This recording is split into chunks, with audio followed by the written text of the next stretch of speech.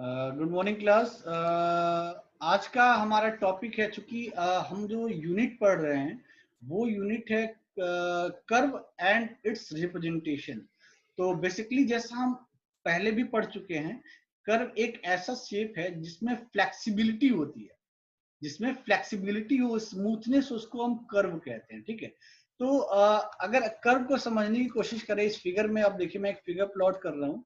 ठीक है, अगर मैं एक ऐसा कोई शेप बनाऊं लाइक दिस, ठीक है, ऐसा कोई मैंने एक शेप बनाया, तो ये शेप जो है कर्व है। ठीक है, इस शेप का ये जो फर्स्ट पॉइंट है, this one is first point which name is P1, sorry, P1, and this is the last point and its name is Pn.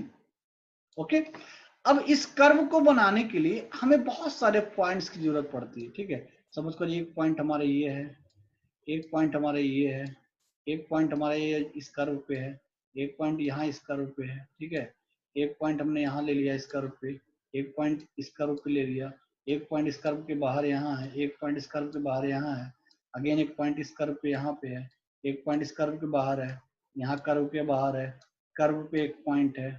Again इस तरह से हमने बहुत सारे पॉइंट्स ले लिए, जो कुछ पॉइंट्स कर्व पे लाई कर रहे हैं और कुछ पॉइंट कर्व के बाहर लाई कर, कर्व पे लाई नहीं कर रहे हैं, कुछ पॉइंट कर्व पे लाई कर रहे हैं।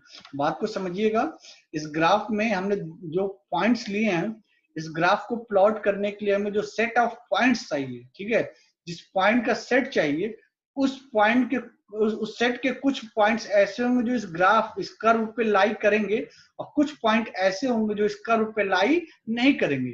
तो बेसिकली कहने का मतलब ये है कि इन सारे पॉइंट्स को यूज करके हम इस कर्व को प्लॉट कर रहे हैं।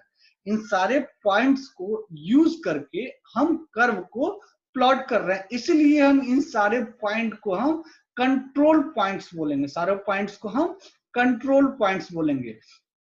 तो अगर आप देखिए, अगर हमने एक कर्व को बनाने के लिए, सपोज करिए हमने 26 पॉइंट्स लिए थे, एक कर्व को ड्रॉ करने के लिए अगर हमने 26 पॉइंट्स लिए थे, तो इस कर्व को मैथमेटिकली रिप्रेजेंट करने के लिए उस कर्व की जो डिग्री होगी वो 25 होगी। यानी हमें इस कर्व को रिप्रेजेंट करने के लिए जो हम फंक्शन यूज करेंगे, x ब्रैकेट में t, y ब्रैकेट में t एंड z ब्रैकेट में t, ये जो x, y और z फंक्शन है, ठीक है, जो कि पैरामीट्रिक फंक्शन है, और यहाँ पे हम पैरामीटर t यूज कर रहे हैं फंक्शन x, y, z को डिफाइन करने के लिए। तो इस xt में, इस एक्सप्रेशन xt में जो हम एक्सप्रेशन लिखेंगे, उसमें जो t की पावर होगी, वो t की जो पावर होगी वो होगी 25, t की जो पावर होगी वो होगी 25। इस एक्सप्रेशन y में भी जो t की पावर होगी वो होगी 25। कहने का मतलब ये है, इस कर्व जिसका स्टार्टिंग पॉइंट P1 है और इसका एंड पॉइंट Pn है, जहां पे n कितना है 26, n equal to 26, total number of point n 26 है।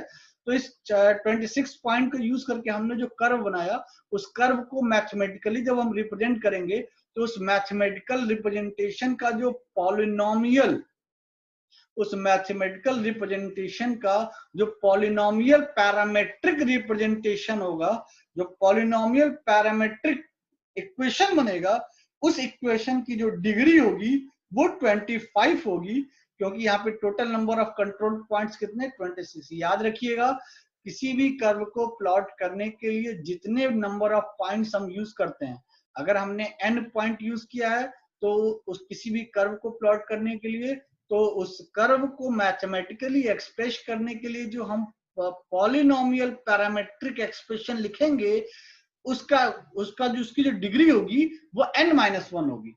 यू कहें कि अगर उसमें n+1 पॉइंट्स हैं, उसकी डिग्री क्या होगी, n होगी। फॉर एग्जांपल सपोज करिए, मैं एक और व्हाइट बोर्ड ओपन कर लेता हूं, फिर आपको अच्छे से समझ में आएगा।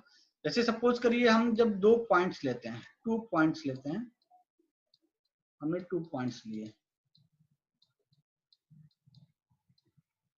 हमने 2 पॉइंट्स लिए, तो 2 पॉइंट्स, अगर मैंने एक पॉइंट ये लिया और एक पॉइंट ये लिया, इन 2 पॉइंट्स को जब हम मिलाते हैं तो एक लीनियर इक्वेशन बनता है। जब इन 2 पॉइंट्स को मिलाते हैं हम तो एक लाइन ड्रॉ होता है। तो इस 2 पॉइंट को एक्सप्रेस करने के लिए हम जो एक्सप्रेशन लिखते हैं वो कुछ ऐसा होता है, y equal to mx plus c।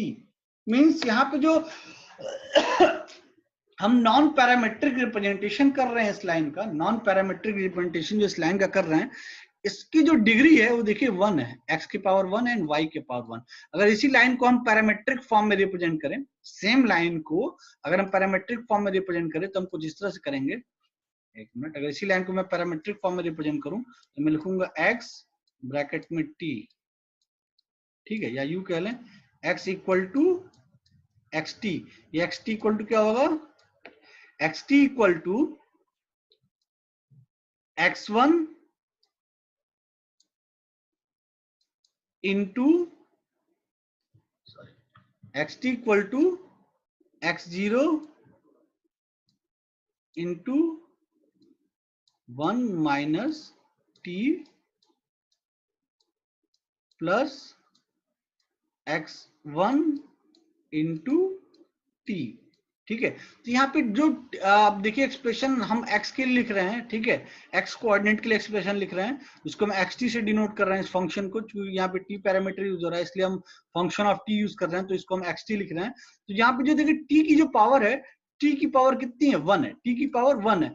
अब हमने 2 पॉइंट्स लिए थे, तो 2 पॉइंट्स को मैथमेटिकली रिप्रेजेंट करने के लिए 2 पॉइंट से बनने वाले कर्व को, ध्यान से समझिए, 2 पॉइंट से बनने वाले कर्व को मैथमेटिकली रिप्रेजेंट करने के लिए हमने जो पॉलिनॉम, हमने जो पैरामेट्रिक या नॉन पैरामेट्रिक एक्सप्रेशन लिखा उसकी डिग्री कितनी है, 1 है। वैसे ही अगर हम 3 पॉइंट्स ले लें, अगर हम 3 पॉइंट्स ले लें तो 3 पॉइंट्स को यूज करके, सपोज करिए हमने एक पॉइंट लिया, first point, second point and third point, ठीक है। इस 3 पॉइंट्स को यूज करके अगर मैं एक कॉन्वेक्स हल बनाऊं, मतलब वो एरिया जिसके अंदर कर्व लाई करेगा, ठीक है। तो ये देखिए मैं एक कॉन्वेक्स हल बना रहा हूं, मतलब एक स्पेस जिससे हमें ये पता चलेगा कर्व जो होगा वो इस स्पेस के अंदर ही एग्जिस्ट करेगा। और ये जो 3 पॉइंट लिए थे, ये पॉइंट और एक कॉन्वेक्स हल ये बताएंगे कि कर्व का जो डायरेक्शन है वो क्या होगा। तो सपोज करिए अगर हमने कर्व को इस पॉइंट से स्टार्ट किया है, अगर हमने कर्व को इस पॉइंट से स्टार्ट किया तो कर्व का जो फ्लो होगा कुछ इस तरह से होगा, लाइक दिस। तो देखिए जो रेड डॉटेड लाइन मैंने दिखाया, हमने 3 पॉइंट लिए थे, ये P1 पॉइंट था हमारा, ये P2 पॉइंट था हमारा, ये P3 पॉइंट था हमारा। इन 3 पॉइंट को यूज करके हमें कर्व बनाना है। तो अब कर्व जो हम बनाएंगे उस कर्व का डायरेक्शन क्या होगा, फ्लो क्या होगा कर्व का, ये फाइंड आउट करने के लिए हम कॉन्वेक्स हल बनाते हैं। कॉन्वेक्स हल का मतलब आप ऐसे समझिए, कॉन्वेक्स हल क्या है, आप P1 पॉइंट पे कील ठोक दीजिए, P2 पॉइंट पे कील ठोक दीजिए और P3 पॉइंट पे कील ठोक दीजिए, ठीक है। एक सरफेस है, सरफेस पे आपने P1, P2, P3 पॉइंट आपने जूम कर लिया था और तीनों पॉइंट पे आपने कील ठोक दी। अब उस कील में आपने रबड़ बैंड फंसा दिया। आप एज्यूम करिए जो मैं बोल रहा हूं उसका फील करते रहिए। 3 कील आपने ठोक दी और इन तीनों पॉइंट P1, P2, P3 जो एक कील की तरह है, इस कील पे आप रबड़ बैंड फंसा दीजिए। जब रबड़ बैंड फंसाएंगे तो जो डॉटेड रेड लाइन है, तो रबड़ बैंड कुछ इस शेप में आ जाएगी। तो कहने का मतलब है जो आपका कर्व बनेगा, उस कर्व का फ्लो जो होगा P1 से P2, P2 से P3 की तरफ होगा, और उसका फ्लो कुछ इस तरह से होगा कि पहले वो अपवर्ड जाएगा फिर डाउनवर्ड जाएगा। देखिए ये त्रिभुज का शेप क्या है, ऊपर से नीचे की ओर आ रहा है, यानी जो कर्व बनेगा वो कर्व का फ्लो P1 से स्टार्ट होगा और P3 तक जाएगा, और वो फ्लो जो होगा अपवर्ड टू डाउनवर्ड होगा।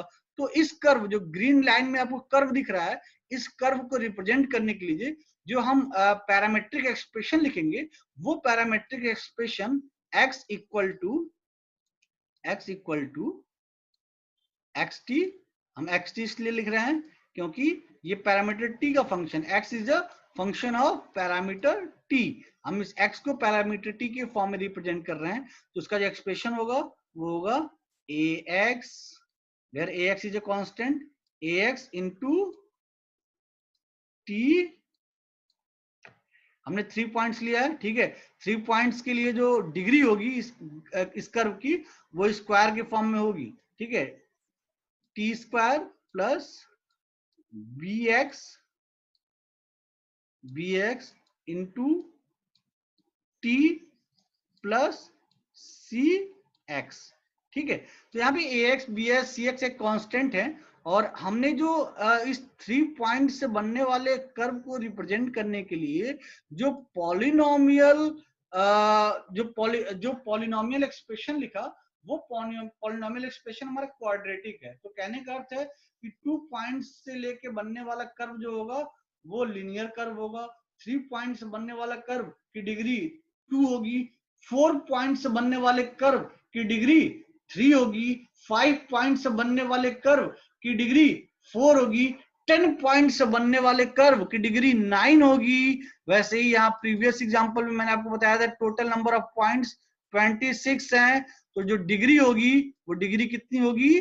25 होगी। तो आप ये बड़े अच्छे से जानते हैं कि हमारा ब्रेन, हमारा माइंड और कंप्यूटर इजिली ऐसे एक्सप्रेशन को समझ सकता है और कैलकुलेट कर सकता है जिसकी डिग्री 4 हो या और जिसकी डिग्री 4 हो या 5 हो। 4 ऐसे मैथमेटिकल एक्सप्रेशन या यू कहें ऐसे पॉलिनोमियल एक्सप्रेशन जिनकी डिग्री 4 या 5 होती है, उनको हम इजिली कैलकुलेट कर सकते हैं, इजिली समझ सकते हैं। और एक्सप्रेशन की डिग्री अगर उस कर्व को रिप्रेजेंट करने के लिए मैथमेटिकल एक्सप्रेशन की डिग्री अगर 4 से ज्यादा होती है, अगर ज्यादा होती है, तो वो कर्व हमारा कॉम्प्लेक्स कर्व हो जाता है। कॉम्प्लेक्स, वो कर्व हमारा कॉम्प्लेक्स कर्व हो जाता है। तो हमें कर्व को कॉम्प्लेक्स नहीं बनाना है, हमें कर्व को सिंपली रिप्रेजेंट करना है, सिंपल वे में रिप्रेजेंट करना है। इसलिए हम जितने भी कर्व पढ़ेंगे इस यूनिट में, या हम जब फ्यूचर में भी कभी भी कर्व की स्टडी करेंगे, तो ऐसे ही कर्व पढ़ेंगे जिनकी डिग्री 4 या 5 हो। अब आप कहेंगे सर 4 या 5 से ज्यादा नहीं ले सकते हैं, कॉम्प्लेक्स हो जाएगा। तो कम ले लीजिए, डिग्री 1 रख लीजिए, डिग्री 2 रख लीजिए, डिग्री 3 रख लीजिए। अगर हम कर्व की डिग्री 1 लेते हैं, सॉरी कर्व की डिग्री 1 लेते हैं, कर्व की डिग्री 2 लेते हैं, या कर्व की डिग्री 3 लेते हैं, तो ऐसे कर्व में फ्लेक्सिबिलिटी, स्मूथनेस नहीं रह जाती। जैसे सपोज फॉर एग्जांपल अगर हम ऐसे कर्व लेते हैं जिसकी डिग्री 1 है, तो जिसकी डिग्री 1 है तो 1 डिग्री वाला कर्व कैसा होगा? स्ट्रेट लाइन होगा। उसमें फ्लेक्सिबिलिटी कहां रह गई? उसमें स्मूथनेस कहां रह गई? तो हमें स्मूथनेस भी अचीव करनी है, फ्लेक्सिबिलिटी भी अचीव करनी है, और कर्व कॉम्प्लेक्स भी नहीं होना चाहिए। तो हमें क्या करना है? हमें इस मिड रीजन में रहना है। 4 और 5 डिग्री के कर्व ही बनाने हैं। इसके लेफ्ट साइड नहीं जाना है और इसके राइट साइड नहीं जाना है। राइट साइड जाएंगे तो कर्व का जो मैथमेटिकल रिप्रेजेंटेशन है वो इतना कॉम्प्लेक्स हो जाएगा कि हमारे लिए कैलकुलेट करना मुश्किल होगा। और अगर लेफ्ट साइड जाएंगे तो कर्व की प्रॉपर्टी खत्म हो जाएगी, वो कर्व स्मूथ नहीं रह जाएगा, कर्व फिर कर्व नहीं रह जाएगा, वो लाइन में कन्वर्ट हो जाएगा। तो हमें क्या करना है? कर्व में स्मूथनेस रखनी है, इसलिए हम 3 से ज्यादा की डिग्री यूज करेंगे, ठीक है। 3 या 3 से ज्यादा की डिग्री यूज करेंगे, 3 से कम की डिग्री यूज नहीं करेंगे। नॉर्मली जो है हम कर्व जो डिग्री यूज करते हैं, हमने थोड़ा गलत बोल दिया, डिग्री 3 और 4 यूज करते हैं, डिग्री 3 और 4 यूज करते हैं। 1 और 2 डिग्री यूज नहीं करते, क्योंकि 1 और 2 डिग्री यूज करेंगे तो नॉर्मली क्या होगा? कर्व कर्व जो है कर्व नहीं रह जाएगा, ठीक है। उसमें फ्लेक्सिबिलिटी, स्मूथनेस खत्म हो जाएगी। और जैसे 3 या 4 डिग्री से ऊपर जाते हैं, 5 6 7 8 9 10 इस तरह की डिग्री लेते हैं, तो कर्व का जो रिप्रेजेंटेशन है वो कॉम्प्लेक्स हो जाएगा, उसकी कैलकुलेशन करना हमारे लिए टफ होगा। इसीलिए जो हम मैथमेटिकल रिप्रेजेंटेशन उस कर्व का यूज करेंगे, वो रिप्रेजेंटेशन हमारा या तो 3 डिग्री का होगा या तो 4 डिग्री का होगा। तो यहाँ पे इस फिगर में जो मैंने आपको 26 पॉइंट यूज करके एक कर्व प्लॉट करने के लिए बोला, तो आपने कहा कि सर अगर 26 नंबर ऑफ 26 पॉइंट है, 26 पॉइंट है, तो कर्व की डिग्री 25 होगी। तो 25 कर्व की डिग्री, अभी मैंने बताया कि 25 डिग्री का कर्व बहुत कॉम्प्लेक्स है, उसको कैलकुलेट नहीं कर सकते। तो ऐसे कर्व को प्लॉट करने के लिए हम क्या करते हैं? ओवरऑल कर्व को हम कई सारे सेक्शन में डिवाइड कर देते हैं, जिसको हम बोलते हैं piecewise polynomial representation. Piecewise polynomial representation. देखिए हमने इस कर्व को 1 2 3, हमने इस कर्व को 4 पार्ट में बांट दिया, 1 2 3 4। हाँ, हमने इस कर्व को 4 पार्ट में बांट दिया। जैसे पहला वाला जो कर्व होगा उसको हम बोलेंगे Q0, जो बीच वाला दूसरा कर्व इसको हम बोल रहे हैं Q1, तीसरा जो कर्व इसको हम बोल रहे हैं Q2, और चौथा जो कर्व है उसको हम बोल रहे हैं Q3। चौथा जो कर्व है उसको हम बोल रहे हैं Q3। यानी हमने इस 26 पॉइंट को यूज करके जो कर्व बनाना है, उस कर्व को हम कई सारे पीसेस में ब्रेक कर रहे हैं, पीस वाइज रिप्रेजेंटेशन कर रहे हैं कर्व का, जिसमें हम सबसे पहले Q1 कर्व को प्लॉट करेंगे, जैसे जिसमें सबसे पहले हम सबसे पहले हम Q0 कर्व को प्लॉट करेंगे, यानी दिस वन। सबसे पहले हम इस वाले पोर्शन को प्लॉट करेंगे, ठीक है। इस वाले पोर्शन को प्लॉट करने का जो मैथमेटिकल रिप्रेजेंटेशन होगा, सपोज करिए अगर इसमें 4 पॉइंट आए हैं, तो यहाँ पे जो एक्सप्रेशन यूज करेंगे Q0 को डिफाइन करने के लिए, वो क्यूबिक एक्सप्रेशन होगा, ठीक है, क्यूबिक पैरामेट्रिक एक्सप्रेशन होगा। ऐसे Q1 को डिफाइन करने के लिए अगर 4 पॉइंट है, तो Q1 को डिफाइन करने के लिए जो रिप्रेजेंटेशन हम यूज करेंगे, वो रिप्रेजेंटेशन भी क्या होगा, हमारा क्यूबिक पैरामेट्रिक एक्सप्रेशन होगा, दिस वन, इस Q1 को डिफाइन करने के लिए। ऐसे जब इस Q2 को डिफाइन करेंगे, तो इस Q2 को डिफाइन करने के लिए भी जो हम एक्सप्रेशन यूज करेंगे, मैथमेटिकल एक्सप्रेशन यूज करेंगे, वो क्यूबिक पैरामेट्रिक एक्सप्रेशन होगा। ऐसे Q3 के लिए जो एक्सप्रेशन यूज करेंगे, वो भी क्यूबिक पैरामेट्रिक एक्सप्रेशन होगा। तो हमने अपने उस कर्व को 4 अलग अलग कर्व में तोड़ दिया, ठीक है। अब हम तोड़ने के बाद हम Q1 को एक फेज बना रहे हैं, Q2 को एक फेज बना रहे हैं, Q2 को एक फेज बना रहे हैं, Q3 को एक फेज बना रहे हैं। ऐसे डिफरेंट फेजेस में हम कर्व को प्लॉट कर रहे हैं। और प्लॉट करने के बाद अब एक चीज देखिए, अगर आपने Q0 कर्व बना लिया, बेटा ध्यान से सुनिएगा, Q0 कर्व अगर आपने प्लॉट कर लिया, या सपोज करिए ब्लैंक वाली शीट पे चलता है, इस पे सपोज करिए आपने 2 कर्व बनाए हैं, एक कर्व ऐसे था और दूसरा कर्व जो था ऐसे था, ठीक है। ये आपका ये वाला जो है पोर्शन, ये है आपका Q1 कर्व, ठीक है, और ये वाला जो पोर्शन है, ये है आपका Q2 कर्व। तो इस Q1 कर्व को रिप्रेजेंट करने के लिए आपने जो मैथमेटिकल एक्सप्रेशन लिखा, वो क्यूबिक पैरामेट्रिक एक्सप्रेशन के थ्रू रिप्रेजेंट किया है। क्यूबिक मतलब इसकी डिग्री 3 है, और डिग्री 3 है तो पॉलिनोमियल होगा, तो क्यूबिक पॉलिनोमियल, और वो जो एक्सप्रेशन है वो कैसा एक्सप्रेशन है, पैरामेट्रिक एक्सप्रेशन, इसलिए हम उसको बोल रहे हैं क्यूबिक पॉलिनोमियल पैरामेट्रिक एक्सप्रेशन के थ्रू हमने Q1 कर्व को रिप्रेजेंट किया। सेम Q2 कर्व को भी हमने क्यूबिक पॉलिनोमियल पैरामेट्रिक एक्सप्रेशन के थ्रू रिप्रेजेंट किया। अब हमने इन दोनों कर्व को रिप्रेजेंट कर लिया। अब ये इन दोनों कर्व को हमें क्या करना है, ज्वाइंट करना है। तो इन दोनों कर्व को ज्वाइंट करने के लिए हमें एक टर्म पढ़ना होता है जिसको हम बोलते हैं कॉन्टिन्यूटी। कहने का मतलब क्या, अगर हमने Q1 को प्लॉट किया, Q2 को प्लॉट किया, तो क्या ये दोनों कर्व एक दूसरे में जुड़ने लायक हैं? जुड़ने लायक है का मतलब कि क्या ये दोनों कर्व के पहले कर्व का एंड पॉइंट और दूसरे कर्व का स्टार्ट पॉइंट क्या कॉमन है? अगर कॉमन है तो वो कंटिन्यूअस कहलाएंगे, मतलब एक दूसरे में जुड़ने लायक हैं। और दूसरी चीज, क्या Q1 कर्व का और Q2 कर्व की जो टेंजेंट है, मतलब डायरेक्शन है, वो सेम है कि नहीं? मतलब Q1 कर्व का फ्लो इस तरफ है, Q2 कर्व का फ्लो इस तरफ है, तो इन दोनों का क्या है, टेंजेंट सेम नहीं है। मतलब इसमें ये ऐड तो हो जाएंगे, दोनों में जुड़ तो जाएंगे, लेकिन इस जुड़ने के बाद जो कर्व बनेगा, उस कर्व में फ्लो नहीं है, उस कर्व में स्मूथनेस नहीं है। तो ये बहुत सारे पॉइंट्स जो हमें चेक करने होते हैं किसी भी कर्व को जोड़ते समय, किसी भी कर्व को ड्रॉ करते समय। तो अभी आपने यहाँ देखा कि बहुत बहुत बड़े कर्व को अगर हम बना रहे हैं जिसमें 26 पॉइंट है, जो 26 पॉइंट है, इन सभी पॉइंट्स को हम बोलते हैं कंट्रोल पॉइंट्स, ठीक है। और इन कंट्रोल पॉइंट्स को यूज करके हम कर्व को प्लॉट करते हैं। लेकिन ये कोई जरूरी नहीं है कि 26 कंट्रोल पॉइंट्स उस कर्व पे एग्जिस्ट करें। हो सकता है कुछ पॉइंट उस कर्व पे हो और कुछ पॉइंट उस कर्व के बाहर हो, ठीक है।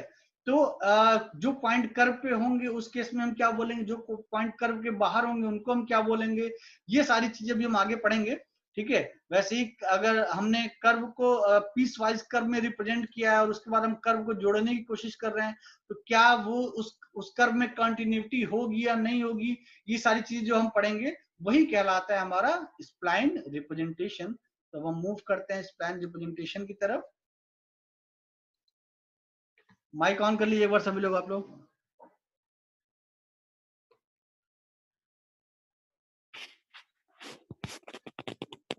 हाँ थर्ड ईयर ये कह रहा हूँ कि बेसिकली जो हमें इस यूनिट में कर्व को ड्रॉ करना है, उस कर्व को ड्रॉ करने के लिए जो बेसिक टर्मिनोलॉजीज है वो मैंने अभी आपको थोड़ी देर पहले बताया कि आपको जो कर्व ड्रॉ करना है वो कर्व बहुत बड़ा कर्व है, तो उस बड़े से कर्व को आप ड्रॉ करना चाहेंगे, मैथमेटिकली रिप्रेजेंट करना चाहेंगे, उसकी डिग्री भी बहुत बड़ी होगी, उसकी डिग्री हो सकता है 40 हो, उसकी डिग्री हो सकता है 25 हो। तो ऐसे मैथमेटिकल एक्सप्रेशन जिसकी डिग्री 26 है, क्या आप हैंडल कर पाएंगे?